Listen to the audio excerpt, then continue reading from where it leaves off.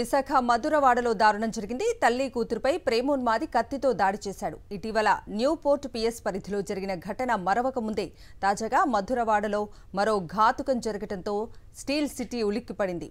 ప్రేమోన్మాది దాడిలో తల్లి మృతి చెందగా కూతురు పరిస్థితి విషమంగా ఉంది. తీవ్రంగా గాయపడ్డ బాధిత యువతిని స్థానికులు ఆసుపత్రికి తరలించారు. నిందితుడి కోసం గాలిస్తున్నారు పోలీసులు.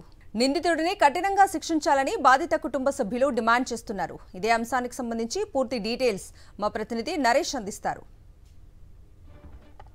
పిఎంపాలెం పోలీస్ స్టేషన్ పరిధిలో ప్రేమోన్మాది దాడి ఘటనకు సంబంధించి ముచ్చిన తల్లి లక్ష్మి చెల్లెలు మనతో పాటు ఉన్నారు. మృతురాలు చెల్లెలు, చెప్పండి అసలు ఏం జరిగింది, అసలు మీకు ఎంతవరకు ఈ విషయం గురించి తెలుసు? యాక్చువల్గా నాకు తెలియదు సార్ ఇక్కడ ఏం జరిగిందో అన్నది. నేను ఆఫీస్లో వర్క్ చేసుకుంటుంటే స్కూల్లో నాకు ఫోన్ వచ్చింది సార్ ఇలా చనిపోయింది అని చెప్పి.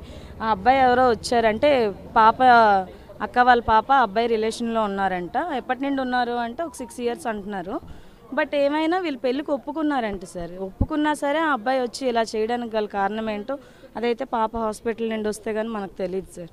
ఎవరు లేని టైంలో వచ్చి చంపారంట. ఇలాగ అక్కొక్కదయ్య అక్కడ రక్తపు మడుగులో ఉంది. పాప తప్పించుకొని వచ్చి ఇక్కడ రోడ్డు మీద పడిపోతే తీసుకెళ్లి హాస్పిటల్లో అడ్మిట్ చేశారంట సార్ సిఐ గారు. అంటే ఆ అబ్బాయి గురించి మీకు ఏమైనా తెలుసా? మీకు ఇలా మ్యారేజ్ ప్రపోజ్ వచ్చినప్పుడు కానీ లేదా మీకు ఏమైనా సమాచారం ఇచ్చారా? ఆ అబ్బాయి గురించి ఏమైనా తెలుసా? అబ్బాయి శ్రీకాకుళం జిల్లాకు చెందిన వ్యక్తి అంటున్నారు. అబ్బాయి యాక్చువల్ శ్రీకాకుళం వైపే సార్. అబ్బాయి యాక్చువల్గా ఇక్కడ కూడా ఉండడు. మరి ఇంత పని కట్టుకొని ఇక్కడ వచ్చాడంటే సంథింగ్ ఈజ్ హ్యాపెండ్ సార్. ఇక్కడ ఏదో జరిగి ఉండొచ్చు. బట్ ఏం జరిగినా సరే ఇంత చంపేంత అవసరం లేదు కదా, కూర్చొని మాట్లాడుకుంటే అయిపోతుంది. అది యాక్చువల్లీ వాళ్ళ పేరెంట్స్ కూడా ఒప్పుకున్నారంట. ఒప్పుకున్నప్పటికి కూడా అబ్బాయి ఇలా చేశాడు అంటే లేదు సార్. ఇలాంటి వాళ్ళని చాలా దీనిగా శిక్షించాలి సార్. దీపిక ఏం చేస్తుంటుందమ్మా, ఏం చదువుకుంది, ఈ ప్రస్తుతం ఏం చేస్తుంది? రీసెంట్గా అమ్మాయి బీఎస్సీ నర్సింగ్ కంప్లీట్ చేసింది. ఇంకా అమ్మాయి ఫర్దర్గా ఆలోచిస్తుంది. వీళ్ళు పూర్ ఫ్యామిలీ సార్. ఆ అమ్మాయి కూడా ఇంక వీళ్ళకి ఫ్యామిలీకి హెల్ప్ అవుతుంది అనే టైంలో ఇలా జరిగింది. మీరు ఇప్పుడు ఏం డిమాండ్ చేస్తున్నారు? నిందితుడిని ఏ విధంగా శిక్షించాలి, విధంగా బాధితులకు ఎటువంటి రక్షణ మీరు కోరుకుంటున్నారు? నిందితుడిని అయితే చాలా కఠినంగా శిక్షించాలి సార్. అది కూడా ప్రజలందరూ చూస్తుండగానే చేయాలి.